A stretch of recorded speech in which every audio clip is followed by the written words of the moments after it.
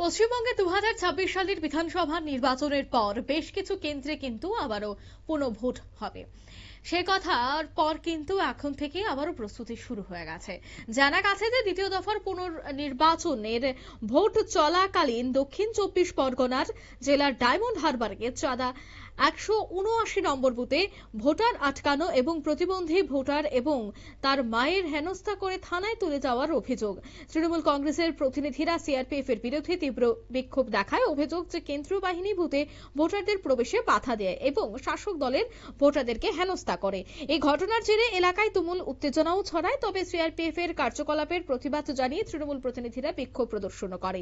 দ্বিতীয় দফার পুনর্নির্বাচনে জেলায় বিভিন্ন প্রান্তে, বিশেষ করে দক্ষিণ 24 পরগনা জেলার ডায়মন্ড হারবার সহ মগরাহাট পশ্চিম এলাকা, কেন্দ্রীয় বাহিনীর বিরুদ্ধে ভোটারদের প্রভাবিত করা এবং অতি সক্রিয়তার অভিযোগ তোলে ডায়মন্ড হারবার সাংগঠনিক জেলার মহিলা সভানেত্রী তথা জেলা পরিষদের সদস্য মমোহিনী বিশ্বাস এবং তৃণমূল কংগ্রেসের মুখপাত্র প্রতীক উর রহমান। কি বলছেন তৃণমূল নেতৃত্বরা শোনাবো। প্রতিবন্ধী ভোটার, তার সঙ্গে তার মা গিয়েছিল ভোটদানের সময়, এই অভিযোগেই নাকি তাদেরকে পুলিশ বা সেন্ট্রাল ফোর্সের তরফ থেকে মানসিক ভারসাম্যহীন। সবাই জানে, আপনি বুন নিয়ে এখান থেকে বাসন হাট পর্যন্ত যাবেন, যাকে জিজ্ঞেস করুন, যে কোনো দোকানদারকে জিজ্ঞেস, সবাই বলে মানসিক ভারসাম্যহীন। একটা মানসিক ভারসাম্যহীনকে যদি নির্বাচন কমিশন তোলে, তাহলে যারা তুলছে তাদের মানসিক ভারসাম্য নিয়ে প্রশ্ন আছে। যারা পাগলকে তোলে তারা পাগল ছাড়া আর কিছু না। ওটা পশ্চিমবঙ্গে এরকম করার চেষ্টা করছে। বাংলার মানুষ জানে পাগল হয়ে গেছে।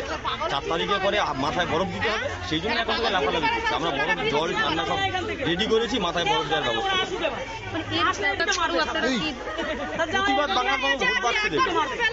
এই বুথের মানুষ এখানে বরাবরই শান্তিপূর্ণ নির্বিঘ্নে ভোট হয়, কোনোভাবে কোনো গণ্ডগোল নেই। এর মানুষের জবাব ব্যালট বক্সে দিচ্ছে, দেবে। এবং আমাদের দাবি হচ্ছে অবিলম্বে যাকে গ্রেপ্তার করা হয়েছে তাকে দ্রুত নিঃশর্ত মুক্তি দেওয়া এবং সসম্মান এখানে ফেরত দিয়ে দেওয়া। এখনো জানা যায়নি ভোট দিতে পেরেছে কিনা। ভেতরে তো কাউকে ঢুকতে থেকে স্বাভাবিক, সেটাই নিয়ম। কিন্তু একটা মানসিক ভারসাম্যহীন তাকে যেভাবে তুলে নিয়ে গেছে টেনে নিয়ে, তার মাকে সমেত, কোনো মহিলা পুলিশ ছিল? মহিলা পুলিশ নেই। পুরুষ সিআরপি একজন মহিলাকে হাত ধরে টেনে হিঁচড়ে তুলে নিয়ে যাচ্ছে। এটা সভ্য সমাজে আমরা বাস করছি। এই যে ডায়মন্ড হারবার এবং মগরাহাট পশ্চিম 15টা বুথে দুটো বিধানসভা মিলিয়ে পুনর্নির্বাচন, বিভিন্ন বুথে 15টা কেন, ওরা আবার পুনর্নির্বাচন করা না, গোটা পশ্চিমবঙ্গে আবার নির্বাচন করা দরকার হয়, এক দফাতে করা। আমাদের কোনো সমস্যা নেই। 4 তারিখের পরে বাংলার মানুষ রায় অলরেডি দিয়ে দিয়েছে। দেখতে পাচ্ছে না বডি ল্যাঙ্গুয়েজ, কি সিঙ্গম দেখতে পাওয়া যাচ্ছে না। সিঙ্গমের কাজ হচ্ছে মানসিক ভারসাম্যহীন তাকে তুলে নেয়। ওনার তো মানসিক ভারসাম্যহীনতা নিয়ে প্রশ্ন তুলতে হবে। আপনারা শুনলেন, তৃণমূল কর্মী সমর্থকরা কিন্তু বিক্ষোভ দেখাচ্ছেন।